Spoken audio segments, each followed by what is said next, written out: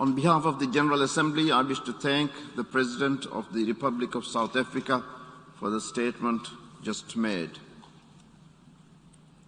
The Assembly will hear an address by His Excellency Mohamed Irfaan Ali, President of the Co-operative Republic of Guyana. I request protocol to escort His Excellency.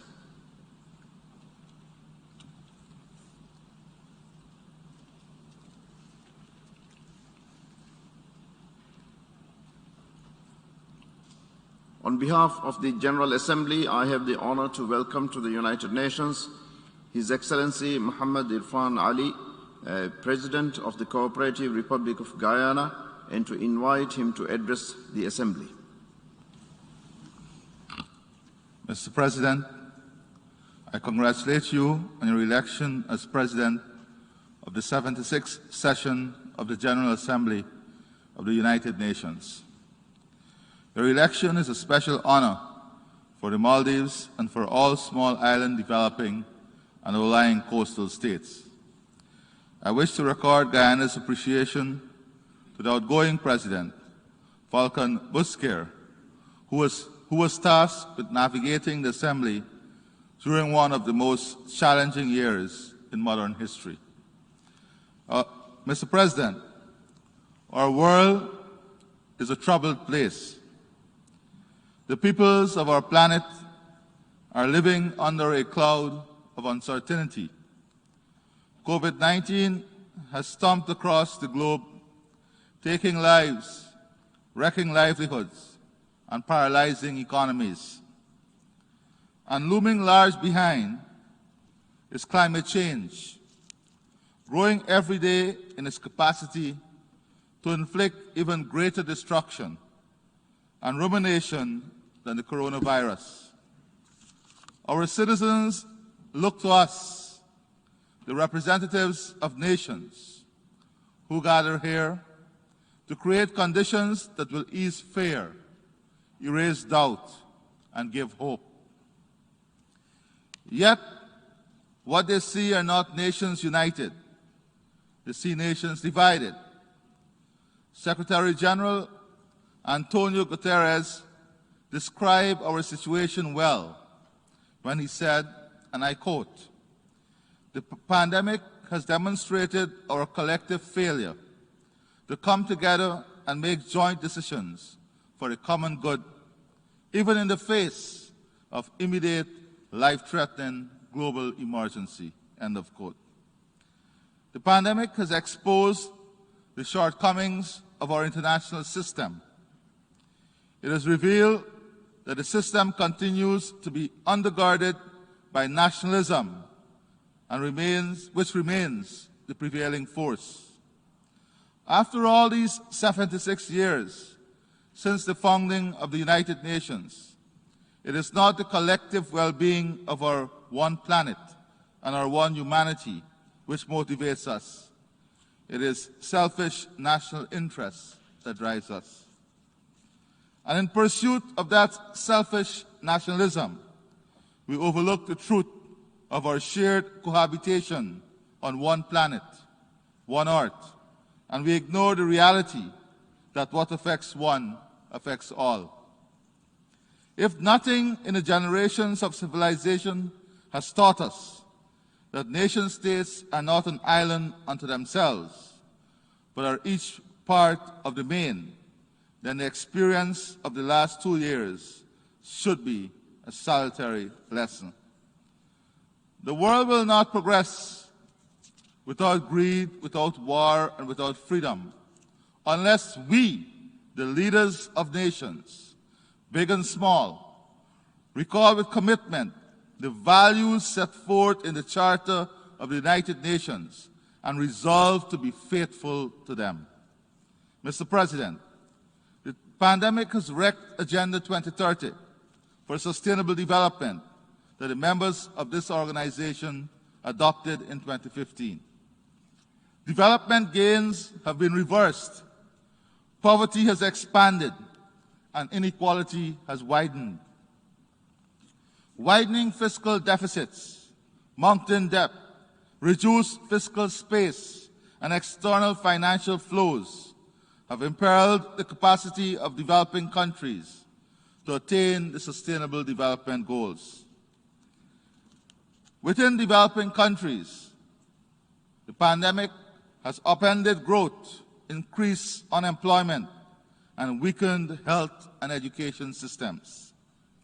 Education regression is now inevitable, given the long period our children have been forced out of the formal classroom and the challenges which many developing countries face in delivering virtual education.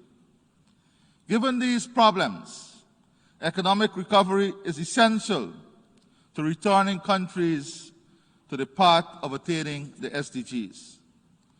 But such recovery will be painfully elongated and slow unless there is international support in the form of debt rescheduling, debt service moratoriums, provision of soft resources to reboot economies.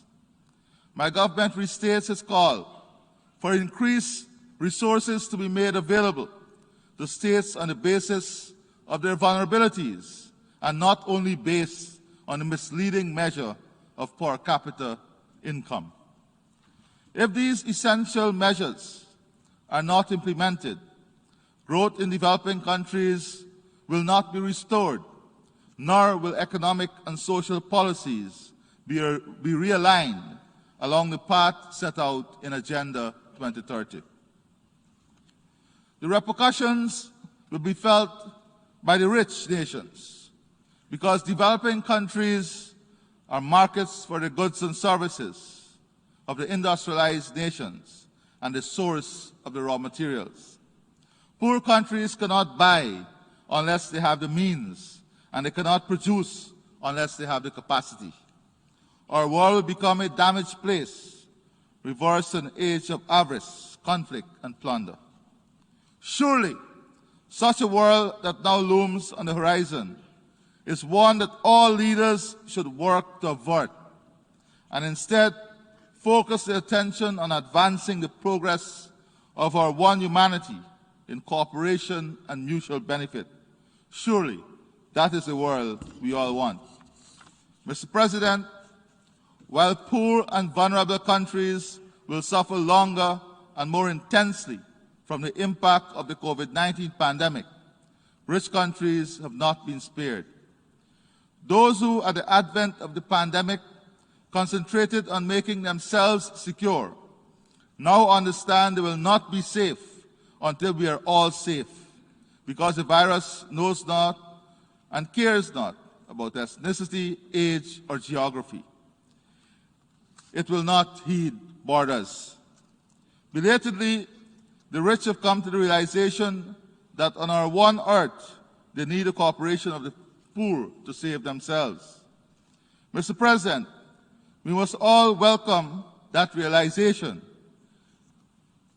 If it finally mobilizes global cooperation and unified action that our world needs to survive. In this regard, my government welcomed the summit on COVID-19 that was hosted by President Joe Biden. We are pleased that it resulted not only in commitments for joint global action, but also in the allocation of resources to achieve necessary and agreed objectives. Similarly, we welcome the fact that earlier this month, the heads of the International Monetary Fund, World Bank Group, World Health Organization, and the World Trade Organization met with the CEOs of leading vaccine manufacturing companies to discuss strategies to improve access to COVID-19 vaccines in low and low-middle-income countries and in Africa. My government is pleased that the heads of the international organizations and CEOs of the major pharmaceutical companies have formed a technical working group to exchange and coordinate information on vaccine production and delivery. These are positive developments which are welcome, even though they have come after millions have died and many more millions still live under the threat of death. The access to vaccines saw the world polarized. I know I speak on behalf of many leaders when I say that we must not now hurt our efforts at ending this polarization of access to vaccines by implementing measures that divide us and curtail our movement based on the type of vaccines our people took. Indeed, our efforts must be focused on full vaccination and addressing vaccine hesitancy. Millions took the vaccines which were available at a time of much uncertainty, and they are the unsung heroes. They must not now be the subject of restrictions based on the vaccines they took.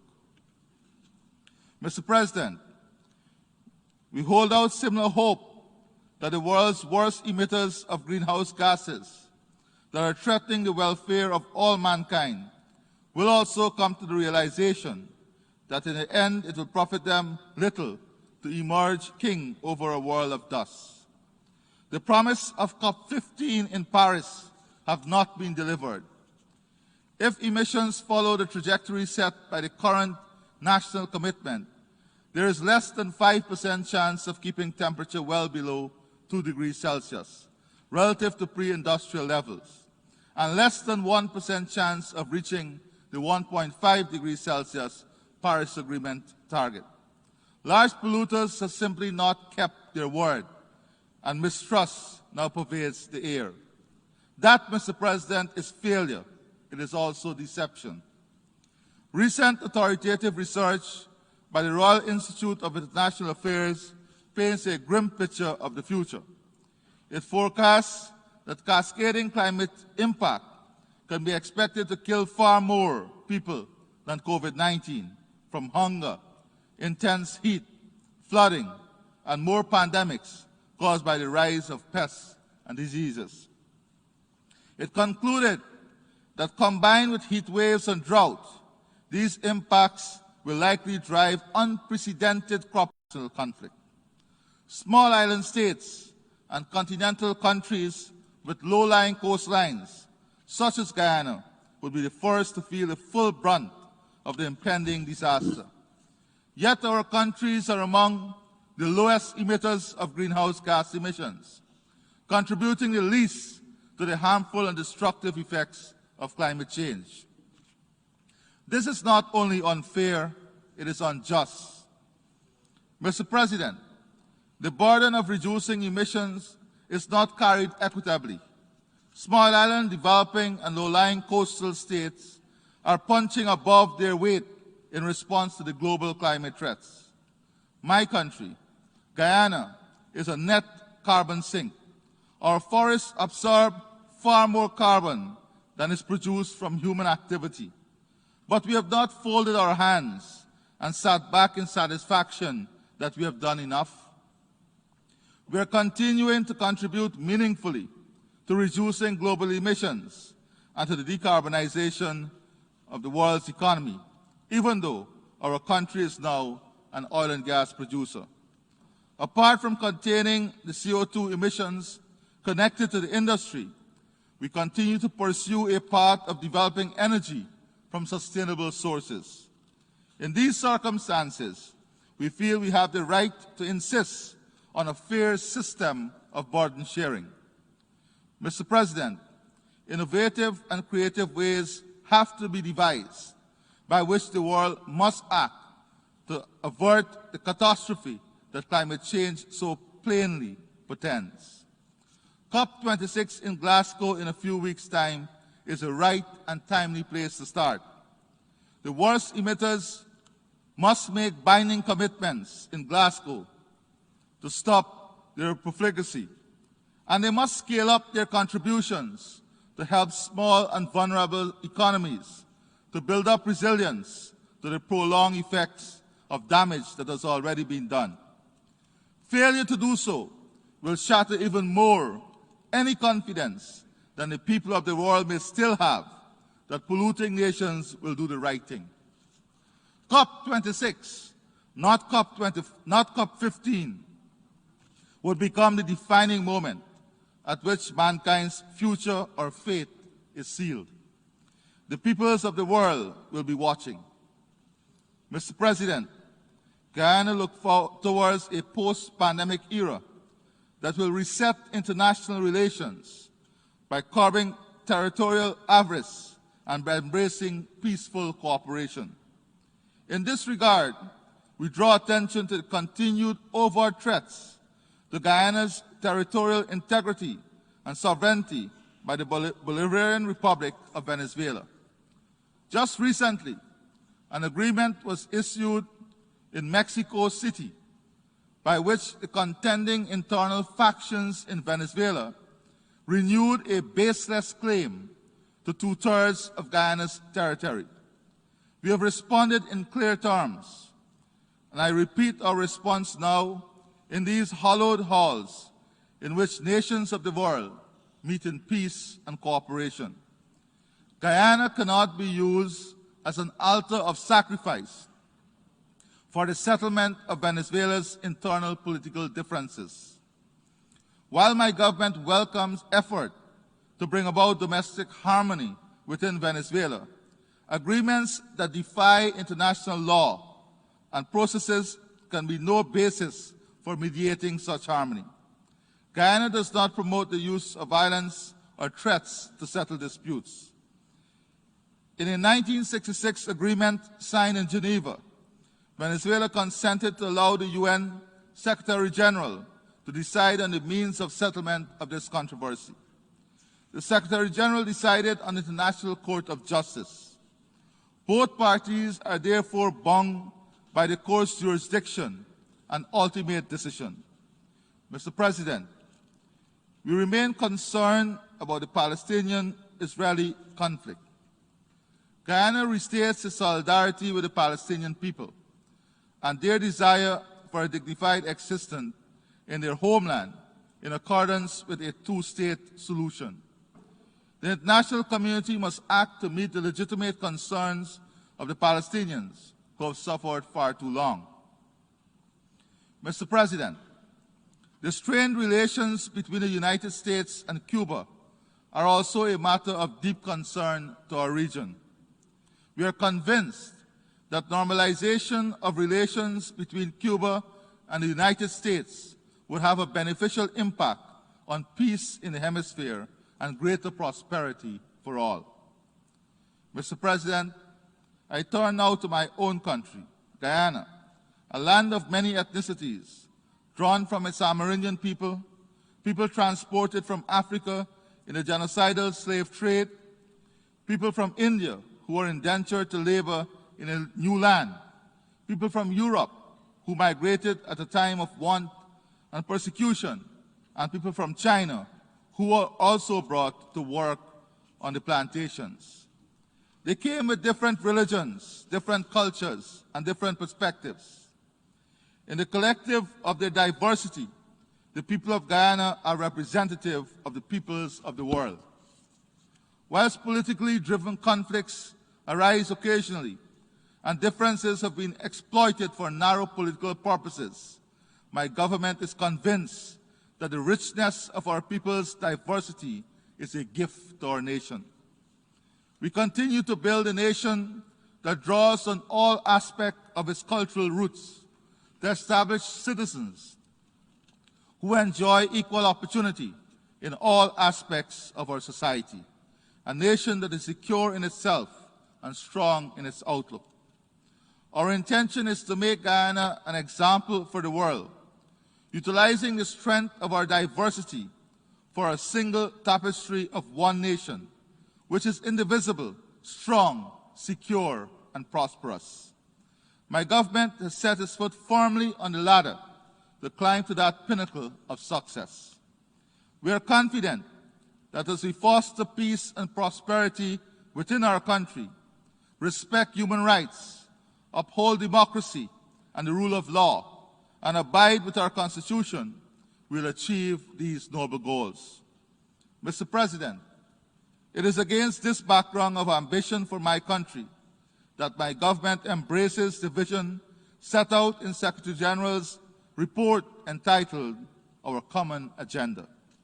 We embrace his views that our nations must be driven by solidarity, that he so eloquently described as, and I quote, the principle of working together, recognizing that we are bound to each other and that no community or country, however powerful, can solve its challenges alone." End of quote. Mr. President, our common agenda provides the framework for the emergence of a post-COVID-19 era, which addresses the world's fragilities, injustices, inequalities, conflicts, the eradication of poverty, banishment of racism and gender discrimination, and to realize ecological justice.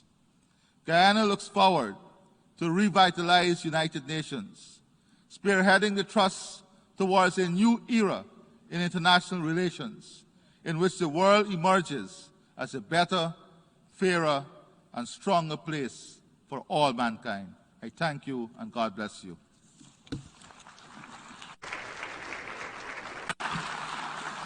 On behalf of the General Assembly, I wish to thank the President of the Co-operative Republic of Guyana for the statement just made, and I request protocol to escort His Excellency.